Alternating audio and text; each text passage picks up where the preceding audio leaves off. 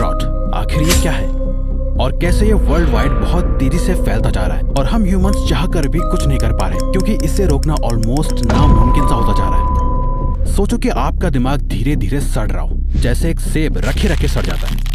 वैसे ही एक यंग लड़का जो कि परेशान है खुद क्योंकि उसका दिमाग ऐसा होता जा रहा है जिसके कॉग्निटिव फंक्शंस धीरे धीरे खराब हो रहे हैं, जो ज्यादा देर तक किसी भी चीज पे फोकस नहीं कर पाता, जिसका मन अभी भी ये वीडियो देखते हुए शायद दूसरी वीडियो को स्क्रॉल करते हुए किसी और वीडियो को देखने का कर रहा हो क्योंकि उसका फोकस बिल्कुल बिगड़ चुका है। ऐसा दिमाग जहाँ हमेशा एक धुंधलापन रहता है, कोई सही डिसीजन नहीं ले पाता, motivation, will power, self control और मेंटल हेल्थ बुरी तरह से बिगड़ी हुई है। इसे ही कहते हैं ब्रेन रॉट, यानी आपका दिमाग सड़ रहा है और आपको सच में पता भी नहीं है और ना ही आप ये मानोगे, लेकिन आप सच से कब तक भागोगे? जबकि खुद अब तो न्यूपोर्ट इंस्टीट्यूट की एक रिसर्च में ये साफ कह दिया गया है कि डूम स्क्रॉलिंग की वजह से होने वाले ब्रेन रॉट से वर्ल्ड वाइड लोगों का सेल्फ कॉन्फिडेंस और मेंटल हेल्थ डिस्ट्रॉय हो रही है, क्योंकि ये कॉग्निटिव डिक्लाइन का एक ऐसा स्टेट है जो अनप्रोडक्टिव और हार्मफुल एक्टिविटीज में सालों तक लगातार डूबे रहने की वजह से डेवलप होती है। इमेजिन करो अगर आप अपने दिनों को माइंडलेस टीवी देखने, सोशल मीडिया स्क्रॉल करने या फिर घंटों वीडियो गेम्स में बिता के गुजारते हो। इनिशियली ये एक्टिविटीज आपको रिलैक्स करने या एंटरटेन करने के लिए हो सकती है, लेकिन जब ये आपकी लाइफ को डोमिनेट करने लगती हैं, तो आपका दिमाग धीरे धीरे अपनी शार्पनेस, फोकस और ड्राइव खोने लगता है। लेकिन ये ब्रेन रॉट एग्जैक्टली होता क्यों है? इसका जवाब आपके बिहेवियर, नेगेटिव एनवायरनमेंट्स और मेंटल स्टिमुलेशन में छुपा है। हार्वर्ड मेडिकल स्कूल के एक रिसर्च के मुताबिक हमारे दिमाग को रेगुलर मेंटल एक्सरसाइज की जरूरत होती है, जैसे कि चैलेंजिंग एक्टिविटीज, नए स्किल सीखना या प्रोडक्टिव थिंकिंग। जब हम अपने दिमाग को चैलेंज करना बंद कर देते हैं, तो ये धीरे धीरे अपनी ability to focus, creative thinking और एफिशिएंटली वर्किंग को लूज करने लगता है। इससे होता क्या है, आपको सिंपल से सिंपल टास्क भी इतना ज्यादा मुश्किल लगने लगता है कि आप कुछ करने लायक ही नहीं रहते। जब आपको कोई इन्फेक्शन होता है तो सबसे पहले बैक्टीरिया आपके शरीर के एक बैरियर जैसे कि स्किन के कट के थ्रू घुस जाते हैं। बिल्कुल वैसे ही ब्रेन रॉट तब शुरू होता है जब नेगेटिव थॉट्स, हार्मफुल हैबिट्स या एक्सटर्नल इन्फ्लुएंसेस आपके दिमाग में घुस जाते हैं। ये आपके मेंटल डिफेंसेस को धीरे धीरे वीकन करता है और नेगेटिव थॉट्स और बिहेवियर्स आपके दिमाग में अपनी जड़ें बनाने लगते हैं। जब ये नेगेटिव इन्फ्लुएंसेस एक बार जम जाता है तो ये आपके दिमाग को कॉलोनाइज करने लगता है। जैसे बैक्टीरिया आपकी बॉडी में स्प्रेड करता है, वैसे ही negative thoughts, low self esteem आपकी थिंकिंग को डोमिनेट करने लगते हैं। ये एक विशियस साइकिल बन जाती है जहाँ जब भी आप कुछ प्रोडक्टिव करने की कोशिश करते हो, आपका दिमाग आपको दूसरी डायरेक्शन में खींचने लगता है। अगेन अभी भी आपका यही ब्रेन रॉट वाला दिमाग आपसे कह रहा होगा, चल अब कोई और वीडियो देखता हूँ, जबकि आपको पता है कि ये वीडियो आपकी लाइफ चेंज कर सकती है। फिर भी शायद आप अपने दिमाग से अभी हार जाओगे।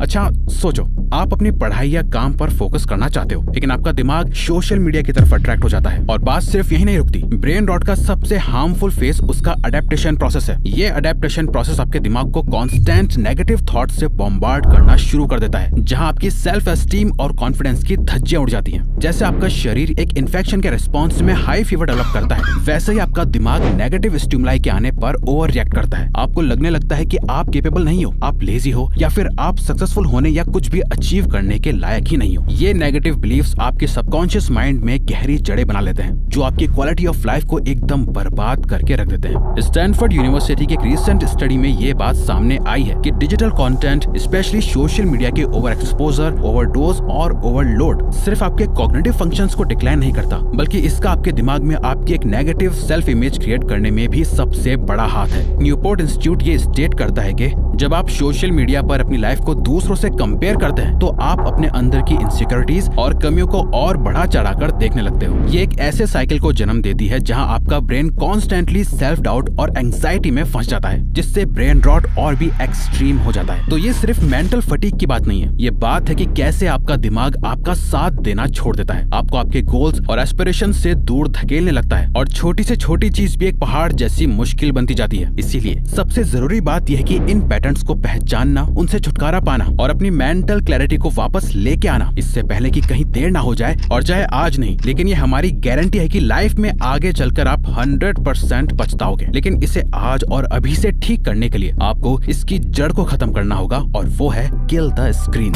अच्छा अभी इमेजिन कर लेते हैं कि आपको अपने फोन से दूर कर दिया गया है। देखते हैं आपका ये एक्सपीरियंस साइंटिफिकली कैसा होगा। रेडी?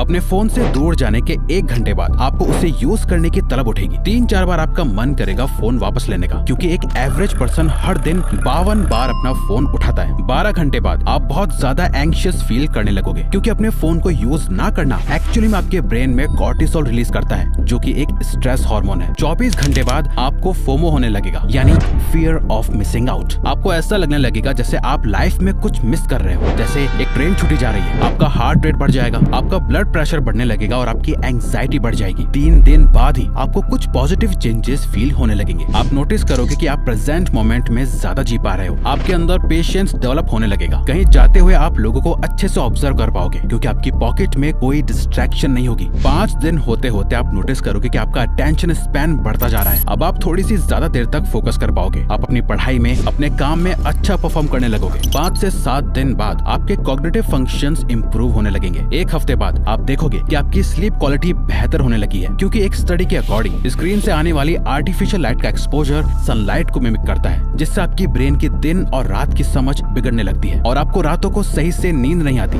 2 हफ्ते बाद आपकी एंग्जाइटी कम होने लगेगी। बल्कि रिसर्च के अकॉर्डिंग फोन की एब्सेंस से डिप्रेशन के सिम्टम्स भी कम होने लगते हैं। इसके साथ ही आपका नेक और रिस्ट पेन भी कम हो जाएगा। स्क्रीन हमारी लाइफ का बहुत इंपॉर्टेंट पार्ट बन चुकी है, जो धीरे धीरे हमारी सारी एक्टिविटीज को रिप्लेस कर रहा है। लोग बाहर जाके कोई स्पोर्ट्स खेलने के बजाय फोन में आके घुसाए एडिक्टिव गेम्स खेलते रहते हैं या इन्फॉर्मेशन से अपने ब्रेन को फ्राई करते रहते हैं। इस ब्रेन रॉटिंग का जो बैक्टीरिया है वो ये स्क्रीन है, जो हर समय हर वक्त हमारी आंखों के सामने रहती है। ना हमें कुछ सोचने का टाइम मिलता है, ना ही समझने का। सुबह उठो, स्क्रीन देखो, पूरा दिन स्क्रीन के सामने बैठे रहो और रात को स्क्रीन देखते देखते सो जाओ। आपको अगले कुछ हफ्तों के लिए अपनी स्क्रीन को लिमिट करना होगा। और नेक्स्ट आपको ये करना है, फिल्टर योर परसेप्शन। अपने कंटेंट कंजम्पशन को फिल्टर करना शुरू करो। हर कंटेंट आपके लिए यूजफुल नहीं होता, तो अपने आप से पूछो, क्या ये कंटेंट मेरे दिमाग को फायदा दे रहा है या बस मैं सिर्फ टाइम पास कर रहा हूँ। माइंडलेस कंटेंट को कम करो और उसकी जगह कुछ मीनिंगफुल कंज्यूम करो, जैसे बुक्स पढ़ना, ऐसी एजुकेशनल और वैल्यूएबल वीडियोस देखना या सेल्फ रिफ्लेक्शन करना। 2017 की रिसर्च के अकॉर्डिंग छोटे बच्चों में ये देखा गया है कि एक्सेसिव स्क्रीन एक्सपोजर से उनके ब्रेन की कनेक्टिविटी कम हो जाती है, क्योंकि स्क्रीन देखते वक्त आपका ब्रेन यूज में नहीं आता। आप बस माइंडलेसली एक लाइट को घूर रहे होते हो। वही इसका ठीक उल्टा होता है। जब बच्चे बुक्स रीड करते हैं, उनके ब्रेन की कनेक्टिविटी बढ़ जाती है। ऐसा इसलिए है क्योंकि जब आप रीड कर रहे होते हो तो आप वर्ड्स को पढ़कर उनका मीनिंग निकाल के एक बात को समझने के लिए अपने माइंड में इमेजिनेशन करते हो, उसके बारे में सोचते हो, जो आपके ब्रेन के लिए एक बहुत ही हेल्दी एक्सरसाइज है। नेक्स्ट, चीजें प्रिवेंट करने के साथ साथ आपको कुछ सपोर्टिव एक्शंस भी लेने होंगे। इस ब्रेन रॉट से आपका दिमाग जितना वीक हुआ है उसे स्ट्रॉन्ग बनाना होगा। Strengthen your mind.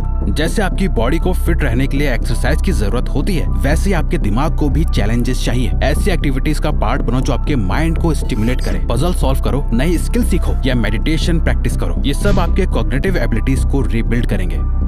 स्टडीज ने दिखाया है कि माइंडफुल एक्टिविटीज जैसे मेडिटेशन और पजल सॉल्विंग आपके ब्रेन की रीवायरिंग में मदद करती हैं और आपके फोकस और कंसंट्रेशन को इम्प्रूव करती है। इसके बाद दुनिया से वापस जुड़ना शुरू करो। Reconnect with the real world. Digital दुनिया से डिस्कनेक्ट होकर रियल वर्ल्ड एक्टिविटीज में एंगेज हो। फ्रेंड्स और फैमिली के साथ क्वालिटी टाइम स्पेंड करो। हॉबीज पर काम करो जो आपको फिजिकल और क्रिएटिव एंगेजमेंट देती हैं। अगली बार जब आप घर जाओ, टीवी या फोन बंद करो और अपने पेरेंट्स या सिबलिंग के साथ बैठकर बातें करो। घर का कुछ काम करो, अपनी हॉबी के साथ वक्त बिताओ। वर्चुअल नहीं, रियल कनेक्शंस आपको ब्रेन रॉट के साइकिल से निकालने में मदद करेंगे। लास्ट और सबसे इम्पोर्टेंट, अपने ईगो को साइड में रखो और सही actions low. Address the ego.